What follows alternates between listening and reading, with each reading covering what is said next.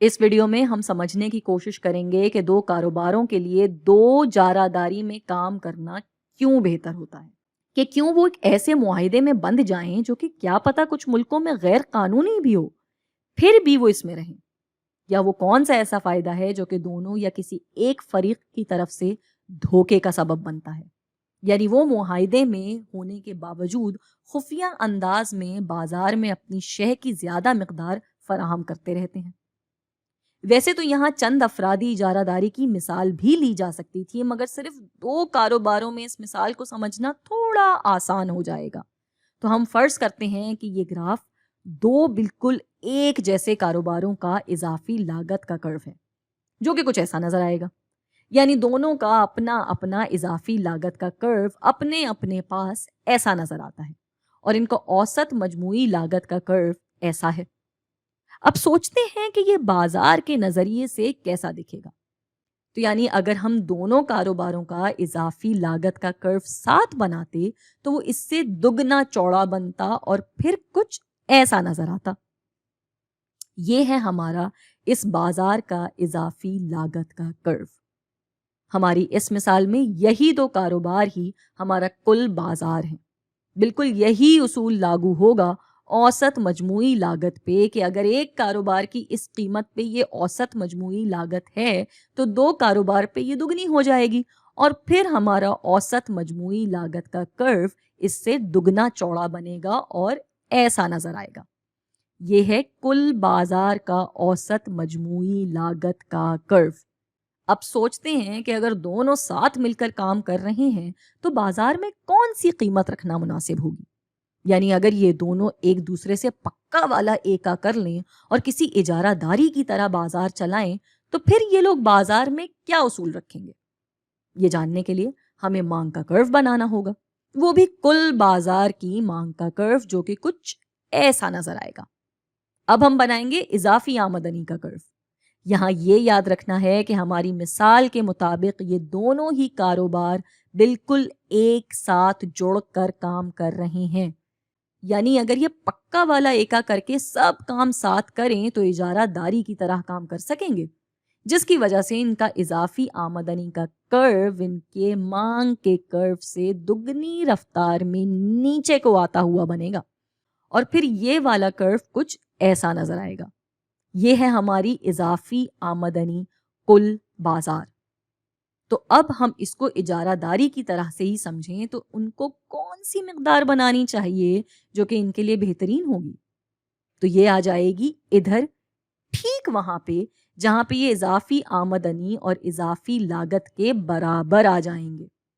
اس سے پہلے تک یہ لوگ مزید مقدار بناتے رہیں گے کیونکہ اضافی آمدنی اضافی لاگت سے زیادہ ہے، اور اس سے زیادہ بھی نہیں بنائیں گے کیونکہ اس کی آگے اضافی لاگت اضافی آمدنی سے زیادہ ہو جائے گی، جو کہ پھر نقصان کا باعث ہوگی۔ تو یہاں ہوگی مقدار، اور قیمت کتنی ہوگی؟ اس کے لیے ہم دیکھیں گے مانگ کا کرو، تو جی ہماری قیمت ہوگی یہ۔ اب یہ ہوئی ہماری فی یونٹ اوسط مجموعی لاگت، اور یہ ہے اس قیمت سے فرق۔ یہاں پہ بنے گا ہمارا فی یونٹ معاشی منافع، جس کو ہم ضرب دیں گے کل مقدار سے، تو یہ ڈبہ ہو جائے گا ہمارا کل معاشی منافع۔ تصور کرتے ہیں کہ لمبائی ہے 10 اور یہ مقدار ہے 50، تو اب دونوں کا مل کر کل معاشی منافع کیا بنا؟ تو یہ ہوا 50 کو ضرب دیا 10 سے، تو یہ ہوا 500۔ یعنی دوسرے لفظوں میں یہ دونوں ساتھ بیٹھے ہوں گے اور بات کی ہوگی کہ دیکھیں اس بازار میں اتنی مقدار پہ اتنا معاشی منافع کمایا جا سکتا ہے، تو ہم دونوں کو ٹھیک آدھا آدھا بانٹ لینا چاہیے۔ اب دونوں نے 25-25 کی مقدار پہ حامی بھر لی، تو اب فی کاروبار یہ ہو جائے گی مقدار، یہ قیمت، یہ لاگت، تو فی کاروبار اتنا معاشی منافع بنے گا فی یونٹ، جو کہ اس کی کل مقدار سے ضرب دینے سے اتنا فی کاروبار بنے گا معاشی منافع، جو کہ بنا ٹھیک آدھا، یعنی 250 روپے فی کاروبار۔ اب سوچتے ہیں کہ یہاں پہ ایک یا دونوں کاروباروں کے لیے دھوکہ کرنے کے پیچھے کیا فوائد چھپے ہو سکتے ہیں۔ تو تصور کرتے ہیں کہ ایک کاروبار تو 25 پہ ہی رہتا ہے، مگر دوسرا سوچتا ہے کہ یار بہترین ہے، معاشی منافع ہو رہا ہے، ایسا کرتے ہیں 10 یونٹس اور بنا لیتے ہیں اور مزید منافع کماتے ہیں. تو وہ 25 سے 35 کی مقدار پہ آ جاتا ہے. اب وہ بنا رہا ہے 25 اور یہ والا بنا رہا ہے 35. تو بازار میں اب کل مقدار بن گئی 60 یونٹس. اب معاشی منافع کتنا ہوگا؟ تو یہ آ گئی قیمت، یہ لاگت، یہ فی یونٹ معاشی منافع ضرب دیا کل مقدار سے، تو یہ نیا والا کل معاشی منافع. مثال کے طور پہ اب یہ لمبائی ہو گئی 8، تو 8 کو ضرب دیا 60 سے، بنا 480 روپے کا معاشی منافع. تو دھوکے کی صورت میں کل معاشی منافع نیچے آ گیا. اب بازار کی اضافی لاگت اس کی اضافی آمدنی سے بڑھ گئی ہے، جس کی وجہ سے یہ منافع نیچے کو آ گیا ہے. تو یعنی ادھر ہمیں ہو رہا ہے معاشی نقصان. مگر اس صورتحال میں اس دھوکہ دینے والے کاروبار کو کتنا مل رہا ہوگا؟ تو اس کے اب ہیں 35 یونٹس اور اس کو معاشی منافع مل رہا ہے 8 روپے فی یونٹ. تو اتنا ہے اس کا معاشی منافع، جو کہ بنا 280 روپے. 280 روپے.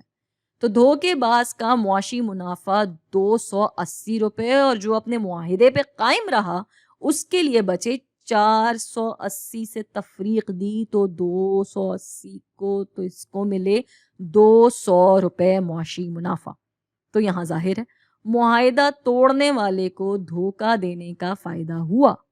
اس نے 250 کے بجائے 280 روپے کا منافع کمایا، مگر کل معاشی منافع گھٹ گیا، جس کا نقصان آ گیا معاہدے پہ قائم رہنے والے کاروبار پہ.